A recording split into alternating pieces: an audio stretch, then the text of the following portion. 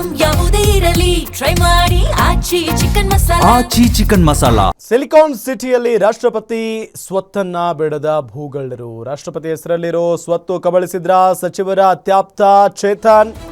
ಬೆಂಗಳೂರು ಉಸ್ತುವಾರಿ ಸಚಿವ ಕೃಷ್ಣ ಬೈರೇಗೌಡ ಆಪ್ತ ಚೇತನ್ ವಿರುದ್ಧ ಆರೋಪ ಕೇಳಿ ಬಂದಿದೆ. ಈಗ ರಾಷ್ಟ್ರಪತಿ ಹೆಸರಲ್ಲಿರೋ ಸ್ವತ್ತನ್ನು ಕಬಳಿಸಿಬಿಟ್ರ ಇವರು ಅಂತ ಕೃಷ್ಣ ಬೈರೇಗೌಡ ಅವರ ಆಪ್ತ ಚೇತನ್ ವಿರುದ್ಧ ಆರೋಪ ಕೇಳಿ ಬರ್ತಾ ಇದೆ.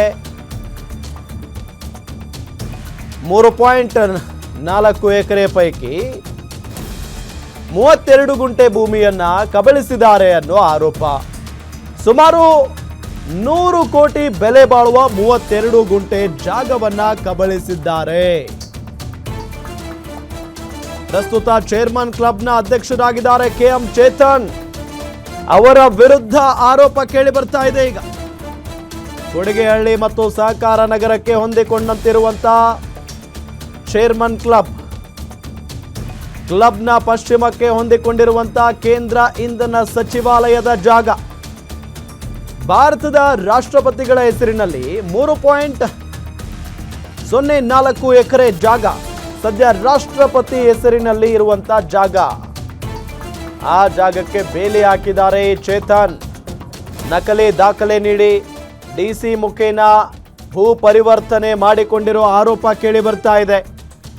ಕೂಡಲೇ CIDಗೆ ಕೇಸ್ ವಹಿಸುವಂತೆ ಬಿಜೆಪಿ ಮುಖಂಡ NR ರಮೇಶ್ ಒತ್ತಾಯವನ್ನ ಮಾಡಿದ್ದಾರೆ. ಲೋಕಾಯುಕ್ತಕ್ಕೂ ದೂರು ನೀಡಿದ್ದಾರೆ ಬಿಜೆಪಿ ಮುಖಂಡ NR ರಮೇಶ್. ಸಚಿವ ಕೃಷ್ಣ ಬೈರೇಗೌಡರ ಅತ್ಯಾಪ್ತ ಮಾಜಿ ಪಾಲಿಕೆ ಸದಸ್ಯ ಮತ್ತು ಚೇರ್ಮನ್ ಕ್ಲಬ್ನ ಅಧ್ಯಕ್ಷರಾಗಿರ್ತಕ್ಕಂಥ ಚೇತನ್ ಅವರು ಮಾಡಿರ್ತಕ್ಕಂಥದ್ದು ಏನು ಅಂತಂದರೆ, ಈ ದೇಶದ ಪ್ರಥಮ ಪ್ರಜೆ ಭಾರತ ದೇಶದ ರಾಷ್ಟ್ರಪತಿಗಳ ಹೆಸರಿನಲ್ಲಿರ್ತಕ್ಕಂಥ ಸ್ವತ್ತನ್ನೇ ನಕಲಿ ದಾಖಲೆಗಳನ್ನು ಸೃಷ್ಟಿ ಮಾಡಿ ಬೇಲಿ ಹಾಕೊಂಡಿರ್ತಕ್ಕಂಥ ಒಂದು ಗಾಬರಿ ಆಗುವಂಥ ಒಂದು ಕೆಲಸವನ್ನು ಚೇತನ್ ಅವರು ಮಾಡಿರ್ತಕ್ಕಂಥದ್ದು. ಕೊಡಿಗೆಹಳ್ಳಿ ಬ್ಯಾಟರಾಯನಪುರ ವಿಧಾನಸಭಾ ಕ್ಷೇತ್ರದ ಕೊಡಿಗೆಹಳ್ಳಿ ಅಥವಾ ಸಹಕಾರ ನಗರ ಅಂತೇನಿದೆ, ಅಲ್ಲಿರ್ತಕ್ಕಂಥ chairman club survey number 14/1 Kodigehalli ಗ್ರಾಮದ ಸರ್ವೆ ನಂಬರ್ 14/1ರಲ್ಲಿದ್ದು 1 ಎಕರೆ 11 ಗುಂಟೆ ವಿಸ್ತೀರ್ಣವನ್ನು ಹೊಂದಿರ್ತದೆ. ಅದಕ್ಕೆ ಹೊಂದಿಕೊಂಡಂತೆ ಅದರ ಪಶ್ಚಿಮ ಭಾಗದಲ್ಲಿರ್ತಕ್ಕಂಥ ಸರ್ವೆ ನಂಬರ್ 17/1ರ 3 ಎಕರೆ 4 ಗುಂಟೆ ಹೊತ್ತು ಸಂಪೂರ್ಣವಾಗಿ ಕೇಂದ್ರ ಸರ್ಕಾರದ ಇಂಧನ ಸಚಿವಾಲಯಕ್ಕೆ ಸೇರಿದ್ದಾಗಿದ್ದು ಭಾರತದ ರಾಷ್ಟ್ರಪತಿಗಳ ಹೆಸರು ಖಾತೆಯನ್ನು ಹೊಂದಿರುತ್ತದೆ. ಅದರಲ್ಲಿ ಸುಮಾರು 2.25 ಎಕರೆಗಳಷ್ಟು ವಿಸ್ತೀರ್ಣದ ಸ್ವತ್ತಿನಲ್ಲಿ ಅವರು ಕ್ವಾರ್ಟರ್ಸ್ಗಳನ್ನು ಕಟ್ಕೊಂಡು ಅಧಿಕಾರಿ ನೌಕರು ವಾಸವಾಗಿದ್ದಾರೆ. ಇಂಧನ ಸಚಿವಾಲಯದ ಅಧಿಕಾರಿ ನೌಕರು ವಾಸವಾಗಿರ್ತಾರೆ. ಖಾಲಿ ಇದ್ದಂಥ 32 ಗುಂಟೆ ಸ್ವತ್ತು ಸುಮಾರು 35 ಚದುರ ಅಡಿ ವಿಸ್ತೀರ್ಣಕ್ಕೂ ಹೆಚ್ಚಿರ್ತಕ್ಕಂಥ ಸುಮಾರು 100 ಕೋಟಿ ರೂಪಾಯಿಗೂ ಹೆಚ್ಚು ಮಾರುಕಟ್ಟೆ ಮೌಲ್ಯವನ್ನು ಹೊಂದಿರತಕ್ಕಂಥ ಆ ಖಾಲಿ ಸ್ವತ್ತಿನ ಮೇಲೆ ಕಣ್ಣಾಗದಂಥ ಚೇತನ್ ಅವರು ಮತ್ತು ಅವರ ತಂದೆ ಈ ಹಿಂದೆ ಚೇರ್ಮನ್ ಕ್ಲಬ್ನ ಅಧ್ಯಕ್ಷರಾಗಿದ್ದಂಥವರು ರಾತ್ರೋರಾತ್ರಿ ಈ ಚೇರ್ಮನ್ ಕ್ಲಬ್ನ ಕಾಂಪೌಂಡನ್ನು ವಿಸ್ತರಣೆ ಮಾಡಿ ಅಧಿಕಾರಿಗಳಿಗೆ ತಮ್ಮ ಗೂಂಡಾಗಳ ಸಹಕಾರಗಳು ಇಟ್ಕೊಂಡು ಬೆದರಿಕೆ ಹಾಕಿ ಬೇಲಿ ಹಾಕೊಂಡು ಇವತ್ತಲ್ಲಿ ಪಾರ್ಕಿಂಗ್ ಏರಿಯಾ ಮತ್ತು ಓಪನ್ ಕ್ಯಾಂಟೀನನ್ನು ನಡೆಸ್ಕೊಂಡು ಮಾಡ್ತಕ್ಕಂಥ ಒಂದು ಪ್ರಕರಣ ಬೆಳಕಿಗೆ ತಂದಿರ್ತಕ್ಕಂಥ ಈ ಥರ ಮಾಡಿರ್ತಕ್ಕಂಥ ಸಂದರ್ಭದಲ್ಲಿ ಸ್ವತಃ ಮುಖ್ಯಮಂತ್ರಿಗಳಿಗೆ ಸಂಪೂರ್ಣ ದಾಖಲೆಗಳು ಸಹಿತ ನಾನು ದೂರನ್ನು ಕೊಟ್ಟು ಈ ಒಂದು ಕೇಂದ್ರ ಸರ್ಕಾರದ ಇಂಧನ ಸಚಿವಾಲಯಕ್ಕೆ ಸೇರಿರ್ತಕ್ಕಂಥ ಭಾರತದ ರಾಷ್ಟ್ರಪತಿಗಳಿರ್ತಕ್ಕಂಥ ಈ ಸ್ವತ್ತನ್ನು ಕೂಡಲೇ ಬಿಡಿಸ್ಕೊಡುವಂಥ ಕೆಲಸ ಮಾಡಬೇಕು. ಈ ಒಂದು ಹಗರಣದ ತನಿಖೆಯನ್ನು CIDಗೆ ವಹಿಸಬೇಕು. ಮತ್ತು ಚೇತನ್ ಮತ್ತು ಅದರ ತಂದೆ ಮತ್ತು ADLR ಸೇರಿದಾಗೆ ಕಾರ್ಪೊರೇಷನ್ ಅಧಿಕಾರಿಗಳ ವಿರುದ್ಧ ಕ್ರಮಕ್ಕೆ ಮುಂದಾಗಬೇಕು ಅನ್ನೋ ಆಗ್ರಹವನ್ನು ಮಾಡಿದ್ದೇನೆ. ಲೋಕಾಯುಕ್ತದಲ್ಲಿ ಸಚಿವ ಕೃಷ್ಣ ಬೈರೇಗೌಡರ ಅತ್ಯಾಪ್ತ ಮಾಜಿ ಪಾಲಿಕೆ ಸದಸ್ಯ ಮತ್ತು ಚೇರ್ಮನ್ ಕ್ಲಬ್ನ ಅಧ್ಯಕ್ಷರಾಗಿರ್ತಕ್ಕಂಥ ಚೇತನ್ ಅವರು ಮಾಡಿರ್ತಕ್ಕಂಥದ್ದು ಏನು ಅಂತಂದರೆ, ಈ ದೇಶದ ಪ್ರಥಮ ಪ್ರಜೆ ಭಾರತ ದೇಶದ ರಾಷ್ಟ್ರಪತಿಗಳ ಹೆಸರಿನಲ್ಲಿರ್ತಕ್ಕಂಥ ಸ್ವತ್ತನ್ನೇ ನಕಲಿ ದಾಖಲೆಗಳನ್ನು ಸೃಷ್ಟಿ ಮಾಡಿ ಬೇಲಿ ಹಾಕೊಂಡಿರ್ತಕ್ಕಂಥ ಒಂದು ಗಾಬರಿ ಆಗುವಂಥ ಒಂದು ಕೆಲಸವನ್ನು ಚೇತನ್ ಅವರು ಮಾಡಿರ್ತಕ್ಕಂಥದ್ದು.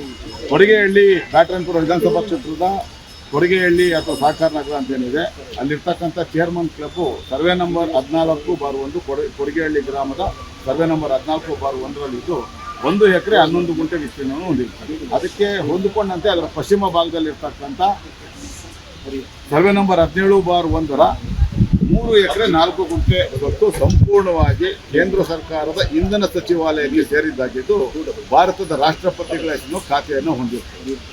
ಅದರಲ್ಲಿ ಸುಮಾರು 2.25 ಎಕರೆಗಳಷ್ಟು ವಿಸ್ತೀರ್ಣದ ಸ್ವತ್ತಿನಲ್ಲಿ ಅವರು ಕ್ವಾರ್ಟರ್ಸ್ಗಳನ್ನು ಕಟ್ಕೊಂಡು ಅಧಿಕಾರಿ ನೌಕರು ವಾಸವಾಗಿದ್ದಾರೆ. ಇಂಧನ ಸಚಿವಾಲಯದ ಅಧಿಕಾರಿ ನೌಕರು ವಾಸವಾಗಿರ್ತಾರೆ.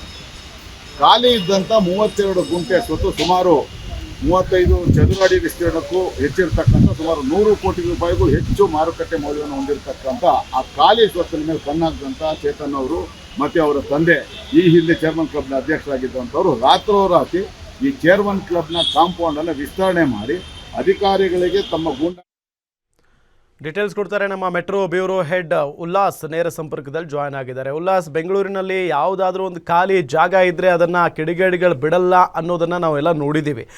ಈಗ ರಾಷ್ಟ್ರಪತಿಯವರ ಹೆಸರಿನಲ್ಲಿರುವಂಥ ಜಾಗಕ್ಕೇನೆ ಕನ್ನ ಹಾಕ್ತಾರೆ ಅಂದರೆ ಏನರ್ಥ? ಯಾರು ಆತ?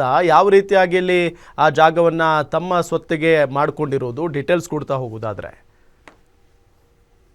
ಬೆಂಗಳೂರಿನಲ್ಲಿ ಒಂದು ಅಪರೂಪದ ಒಂದು ಘಟನೆ ನಡೆದಿದೆ ಅಂತ ಹೇಳಿದ್ರು ಕೂಡ ತಪ್ಪಾಗಲ್ಲ. ಇಷ್ಟು ಸಹ ಬೇರೆ ಯಾರ ಹೆಸರಲ್ಲಿ ಇದ್ದಂತಹ ಅಂದ್ರೆ ವ್ಯಕ್ತಿಯ ಹೆಸರಲ್ಲಿ ಇದ್ದಂತಹ ಜಮೀನನ್ನ ಇನ್ಯಾರೋ ಕಬಳಿಕೆ ಮಾಡಿ ಅದಕ್ಕೆ ನಕಲಿ ದಾಖಲೆಗಳನ್ನು ಸೃಷ್ಟಿ ಮಾಡಿ ಅಥವಾ ಅದಕ್ಕೆ ಫೆನ್ಸಿಂಗ್ ಅನ್ನ ಹಾಕಿ ನಂದು ಜಾಗ ಅಂತ ಹೇಳಿ ಹೇಳ್ತಾ ಇದ್ರು. ಆದ್ರೆ ಕೋಡಿಗೆಹಳ್ಳಿ ಬ್ಯಾಟರಾಯನಪುರ ವಿಧಾನಸಭಾ ಕ್ಷೇತ್ರದ ವ್ಯಾಪ್ತಿಯ ಕೋಡಿಗೆಹಳ್ಳಿ ವಾರ್ಡ್ ನಲ್ಲಿ ಇರುವಂತಹ ಸರ್ವೆ ನಂಬರ್ 17/1 ಇರುವಂತಹ ಜಾಗ ಏನಿದೆ ಸುಮಾರು 32 ಗುಂಟೆ ಜಾಗ.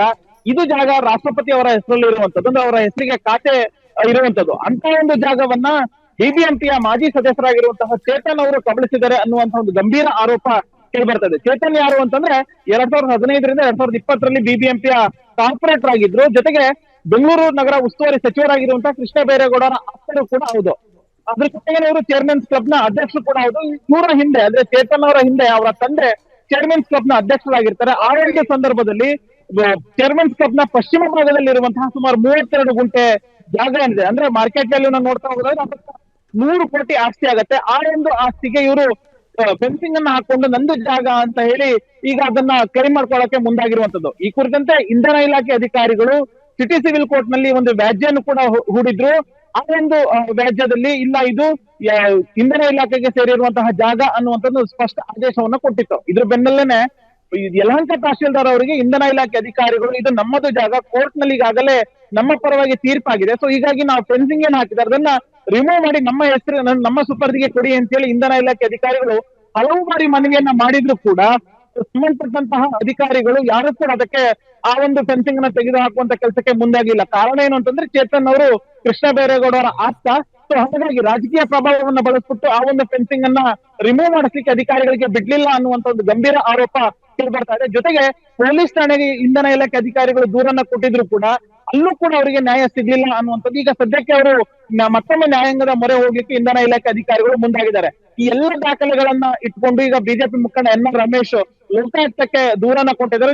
ಜೊತೆಗೆ ಬಿಬಿಎಂಪಿಯ ಜಿಬಿಯ ಮುಖ್ಯ ಆಯುಕ್ತ ಮಹೇಶ್ವರ ಅವರಿಗೂ ಕೂಡ ದೂರನ್ನ ಕೊಟ್ಟಿದ್ದಾರೆ. ಈ ರೀತಿಯಾಗಿ ಅಕ್ರಮವಾಗಿ ಅದರಲ್ಲೂ ರಾಷ್ಟ್ರಪತಿ ಅವರ ಹೆಸರಲ್ಲಿ ಖಾತೆ ಇರುವಂತಹ ಜಮೀನನ್ನ ಅಕ್ವೈರ್ ಮಾಡ್ಕೊಂಡಿದ್ದಾರೆ. ಕೂಡಲೇ ಸಿಐಡಿ ತನಿಖೆ ಆಗ್ಬೇಕು, ಮತ್ತೆ ಇರುವಂತಹ ಫೆನ್ಸಿಂಗ್ ಏನಿದೆ ಅದನ್ನ ರಿಮೂವ್ ಮಾಡಿ ಅಂತ ಹೇಳಿ ಮನವಿಯನ್ನ ಕೂಡ ಮಾಡ್ಕೊಂಡಿರುವಂತದ್ದು. ರಾಮ್, ಥ್ಯಾಂಕ್ ಯು ತಮ್ಮೆಲ್ಲ ಮಾಹಿತಿಗಾಗಿ.